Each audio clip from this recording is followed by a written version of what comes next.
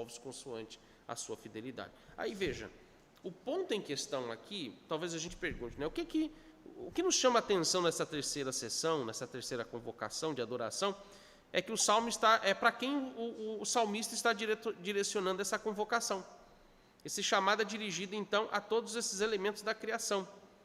Ele está chamando o campo, ele está chamando as árvores, os bosques, as florestas, para que eles se regozijem na presença do Senhor. Mas por que essa convocação é dirigida àquilo que é inanimado, que não tem vida? Obviamente, com exceção dos animais, porque as plantas são organismos vivos, elas não são seres vivos, são distintos, né? Mas o que o salmista ele está fazendo, na verdade, aqui? Ele está ensinando alguns princípios que são fundamentais, ou que nos são importantes. Eu quero destacar pelo menos dois desses princípios que estão aqui, pelo menos, claro, ao Salmo 96, nesses versos. O primeiro princípio, veja, ele está nos ensinando aqui, nesse primeiro princípio, tudo que foi criado por Deus é para a glória dele. Esse é o primeiro princípio. Tudo que existe é para a manifestação da glória do Senhor. Ele tem o dever de glorificar ao Senhor. Tudo, das coisas inanimadas, como também a todos os seres vivos, e isso inclui os seres humanos, claro. Mas referindo-se mais precisamente da criação do modo geral. Tudo que foi criado por Deus, mesmo não tendo vida como nós a temos, ele tem como propósito, em todas as suas atribuições, em todas as suas funções, manifestar a glória do Senhor. Então, esse é o primeiro princípio. Que, aliás, é o princípio absoluto em tudo, né?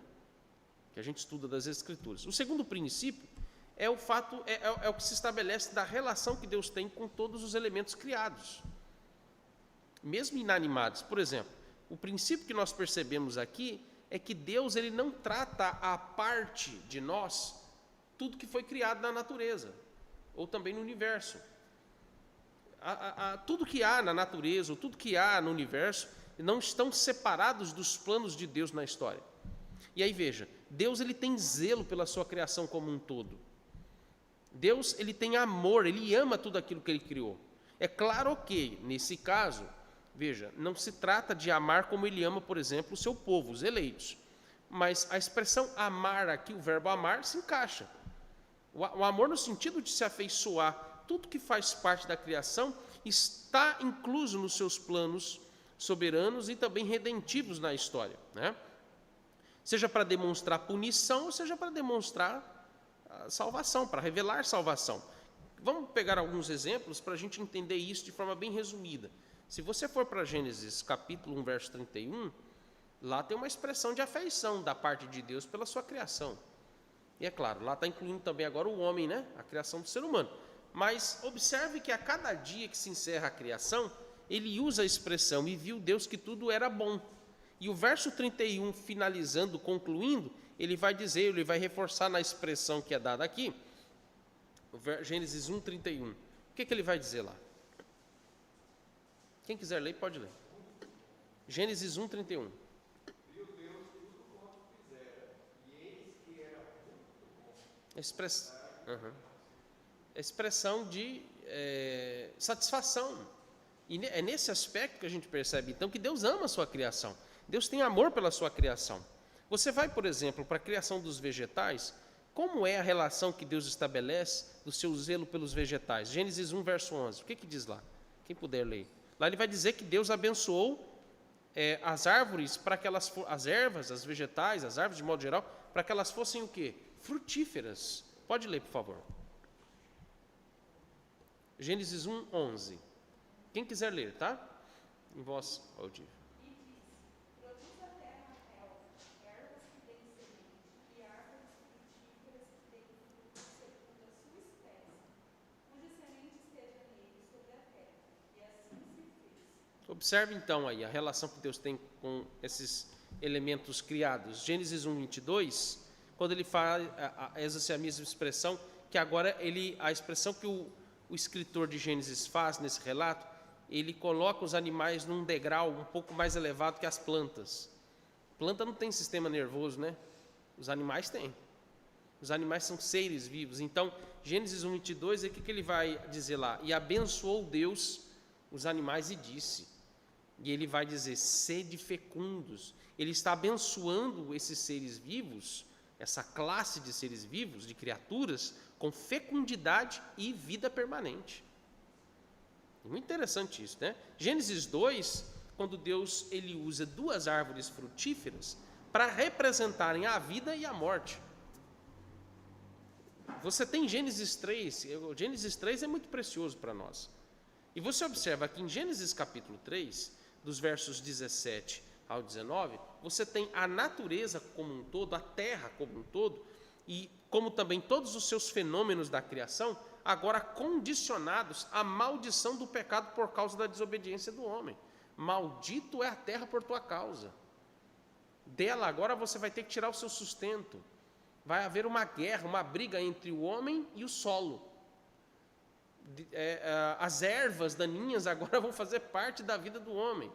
Então você está percebendo que há elementos da criação que acompanham, que estão sendo direcionados na história da redenção, na história da criação, queda, redenção, e haverá também na consumação, no fim de todas as coisas, a participação ativa de todos os outros elementos da criação. Você vai, por exemplo, para Gênesis 6 a 8, você tem ali Deus usando a criação como um todo, os elementos da criação, onde ali encontramos Deus destruindo tudo que há no mundo criado, junto com os seres humanos por causa do pecado. Porque tudo que havia na criação, nesse período noaico, né? Nesse período noaico, aí, período de Noé e sua família, tudo que os homens faziam para se rebelar contra Deus, havia participação ativa dos elementos da criação. Animais eram usados para adoração a ídolos pagãos. Você tinha todos os recursos da natureza, eles usando todos esses elementos da criação para se voltarem aos seus falsos deuses. O uso da violência desenfreada, como o texto vai enfatizar claramente que isso foi a gota d'água para Deus, né? E aí depois você tem em Gênesis 9 o contrário. Você tem agora em Gênesis 9, Deus ele não extermina tudo e encerra, mas Deus ele estabelece um recomeço, não apenas para o homem, a partir de Noé e sua família, mas também para um recomeço para a criação dele. Ele também salvou casais de animais de cada espécie na arca. Isso mostra a relação de preservação também com a criação. Então, quando nós nos deparamos, por exemplo, com Romanos capítulo 8, esse texto eu gostaria de ler com você, Romanos capítulo 8, versos 18 ao 23, olha lá o que o apóstolo Paulo nos diz, né? Ele vai, inclusive, lá nos mostrar que a criação ela será libertada de todo o mal que ela sofre por causa dos nossos pecados no dia da volta de Jesus, que é a ênfase dos versos 11 a 13 do Salmo 96. Alegrem-se florestas, bosques, céus e terra. Por quê? Porque o Senhor julgará o mundo. Esse julgamento é o alívio que a criação vai ter para que então ela seja restaurada e liberta de todo o mal do pecado. Olha o que o texto diz. Porque para mim tenho por certo que os sofrimentos do tempo presente não podem ser comparados com a glória a ser revelada em nós. A ardente expectativa da criação aguarda a revelação dos filhos de Deus, pois a criação está sujeita à vaidade, não voluntariamente. Deixa eu fazer um aqui. A palavra de Deus ela é muito precisa para nos explicar as coisas, né? Porque quando ele diz que a criação está sujeita à vaidade, ou seja, a todos os aspectos do pecado, da natureza pecaminosa, né?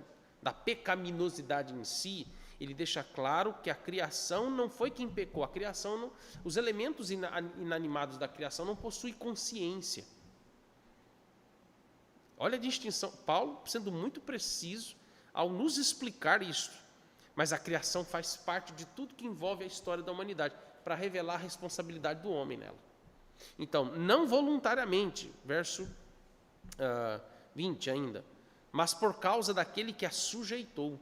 Por que a sujeitou? Porque lembra, qual foi o mandato que Deus estabeleceu? Em que lugar o homem está? Por exemplo, como o Salmo 8 nos explica. O que o Gênesis capítulo 1, a partir do verso 26 até o 30, nos diz?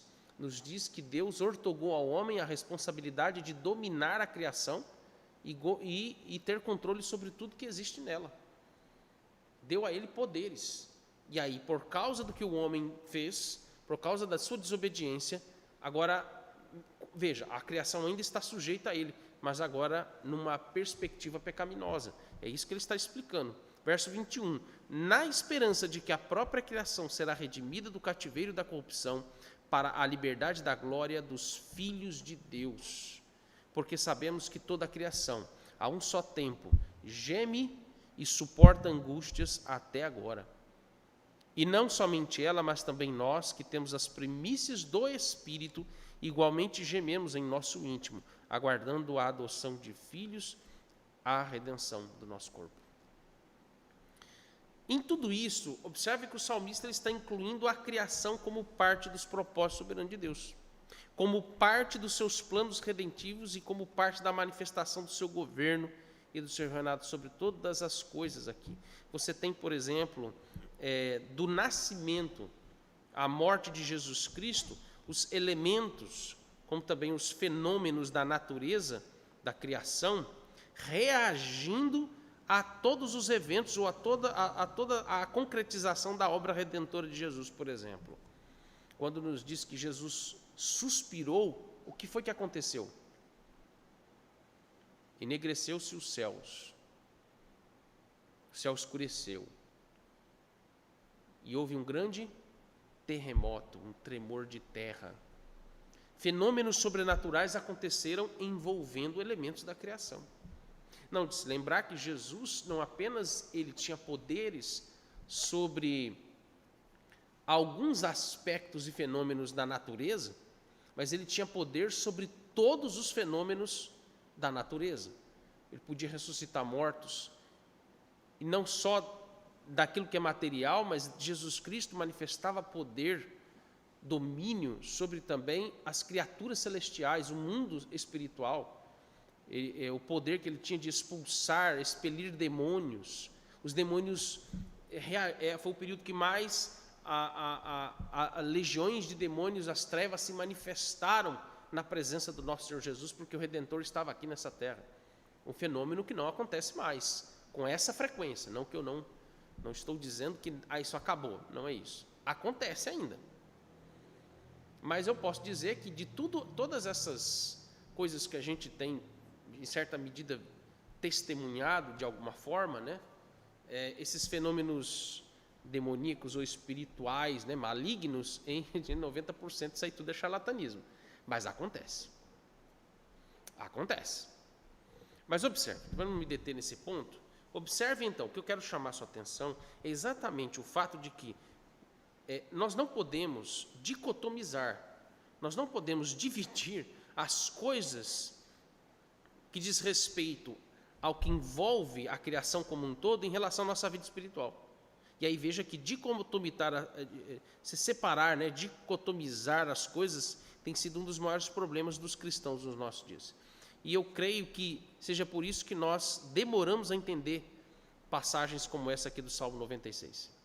Em compreender por que o salmista está aqui expressando essa convocação também para os elementos da criação. Agora, é claro que a criação em seus elementos inanimados, eles não